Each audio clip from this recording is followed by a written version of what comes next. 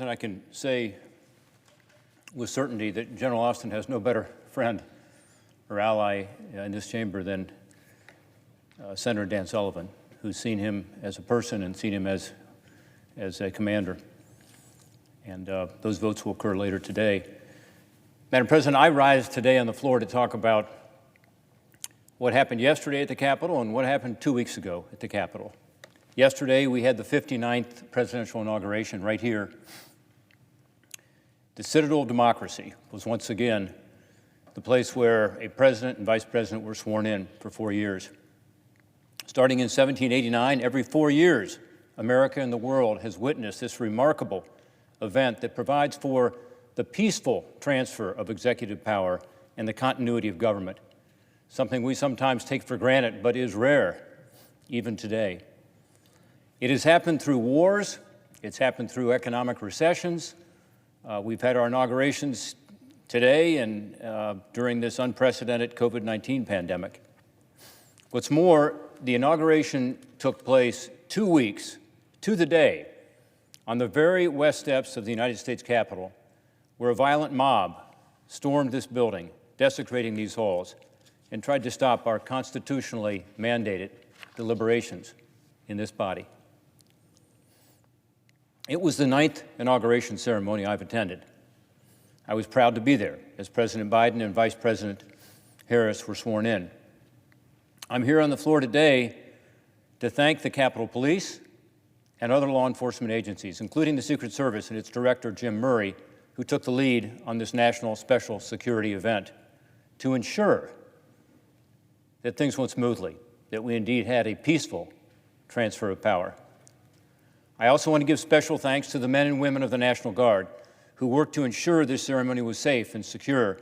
Over the past 2 weeks, 25,000 National Guard troops from across the country, including all 50 states and 3 territories, answered the call, leaving their family and friends, and for most, leaving their regular jobs to help defend this sacred celebration of democracy that occurred at this place yesterday.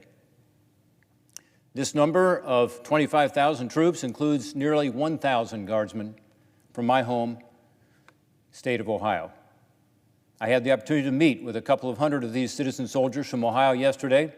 I was able to tell them how much we appreciate their commitment to the mission and what they've done truly to protect democracy and to help our Capitol Police during a stressful time. Because of their efforts, the ceremony was safe for everyone in attendance, and we were able to proceed with this transfer of power. When I thanked them, they all told me the same thing. They were just doing their duty. They were proud to be here. They were protecting their country and their fellow citizens.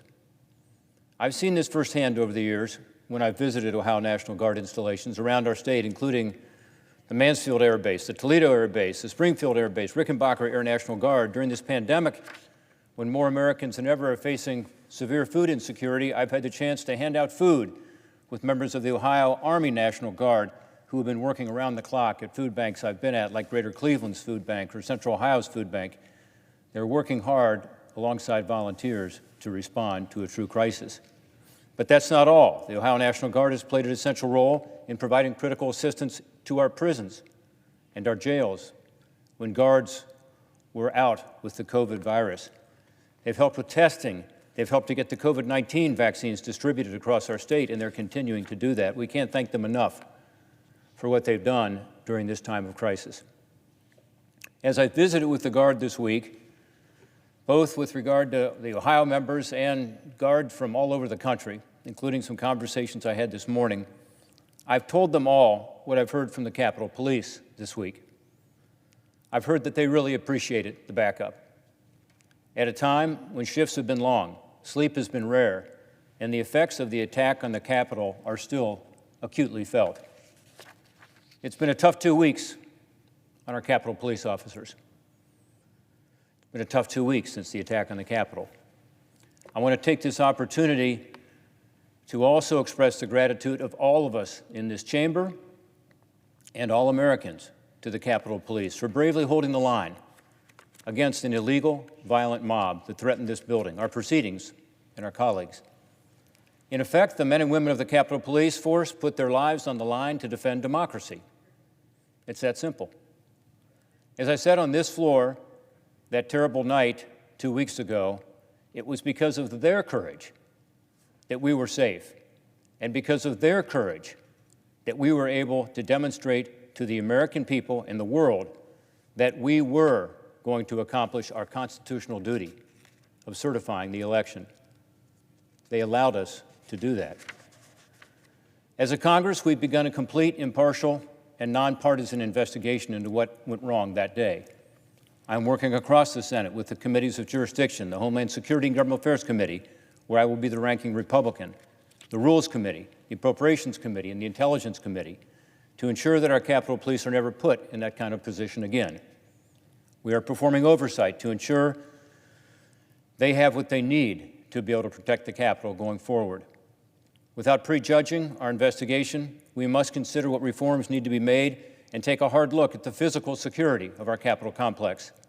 While these buildings must remain accessible to the people, we need to look at incorporating the best practices in physical security to include shatterproof windows and doors that can't be easily breached. This will cost money, but it's absolutely necessary based on what happened on the 6th of January. I look forward to helping lead this bipartisan effort, and I urge my fellow members of Congress to join in. Again, I don't want to prejudge our review, but I know among the findings we will make is a finding that the officers on the line were heroic, and those officers deserve our gratitude. We must never forget those who lost their lives that night, including a law enforcement officer, member of the Capitol Police, Officer Brian Sicknick, who since 2008 had patrolled these halls and been a familiar face to many of us, tragically killed defending this Capitol. He gave his life in heroic defense of us and our democracy. Only a couple of days after the attack, I learned of the tragic news that we lost another officer, a friend, Officer Howard Liebengood. Howie was on duty the day the Capitol was attacked and responded to the attack just as his many brave comrades did. He experienced some difficult experiences that night. I was devastated to learn of his death the next day. Howie was someone I used to see almost every day, usually stationed in the Russell Building where my office is located. He was an utmost professional, someone who took great pride in his work and had an ironclad commitment to keeping people safe. His dad was Sergeant at Arms here at one time. He brightened my day every time I saw him. The last time was a few weeks ago when he was standing guard outside the doors to the Russell Building, alone in the cold, alert, vigilant, and good-humored. Today I reread a letter that I wrote to the chief of the Capitol Police several years ago, commending the exceptional work of Howie and his partner, Chris Gallo, for their, and I quote, professionalism coupled with their kind demeanor. Howie represented what is great and good about not just our police force, but our country. Rest in peace, Officer Brian Sicknick and Officer Howard Liebengood. To the tragedy of that day 2 weeks ago came other stories of bravery and valor, too. We heard about the heroic actions of Officer Eugene Goodman, an Army veteran whose quick thinking under intense pressure protected us here in this Senate chamber by leading the mob away from the chamber while many of us were still inside. He unselfishly put himself in danger and, despite the risk, handled himself with the professionalism that defines the Capitol Police. And I was pleased to see his promotion. Officer Goodman's heroic efforts are, to me, representative of the actions of all the brave officers of the Capitol Police, who on that day of violence and lawlessness held the line against the mob. I'm proud of another member of the Capitol Police. This is the supervisor. Inspector Tommy Lloyd is commander of the Capitol Division, as compared to the House and the Senate, commander of the division to protect the Capitol itself. This is a powerful photograph that I saw in Time magazine. It's a photograph of him facing the mob, shoulder to shoulder with his line officers. The Capitol was breached, but because of the valor of these men and women, we were able to complete our job and are able to be here today discussing the workings of our democracy confirming members of the new administration, doing our job. The actions of law enforcement in the Capitol should serve as a reminder to all of us of the risk our police officers take every single day to keep us safe, not just here in the Capitol, but around the country. On Monday, for example, the city of Toledo, Ohio, lost one of its own when Officer Brandon Stalker of the Toledo Police Department was killed in a standoff with a gunman. Officer Stalker, only 24 years old, was the father to 2 young children and engaged to be married. He had a promising life ahead of him. My thoughts are with the friends and the families of Officer Stalker and the friends and families of Officers Sicknick and Liebengood during this difficult time. Even with all the threats and challenges they face, our officers of the law here and around the country carry on in their duties to protect and to serve. They are truly the best of America. Officer Stalker's fellow officers will continue to patrol the streets of Toledo to keep its citizens safe. And yesterday, despite the hardships they have faced, the Capitol Police once again lined the halls of Congress, keeping watch over the inauguration of the next President and Vice President of the United States. Together, the National Guard, the Capitol Police, Secret Service, other law enforcement protected a presidential inauguration that was at once like none other in recent memory, yet also a continuation of a long and great tradition, an unbroken chain of peacefully transferring power that our nation has cherished since 1789. They did their duty, as they do every day, in defense of the values we Americans hold dearest: democracy, liberty, rule of law, and we all owe them a debt of gratitude.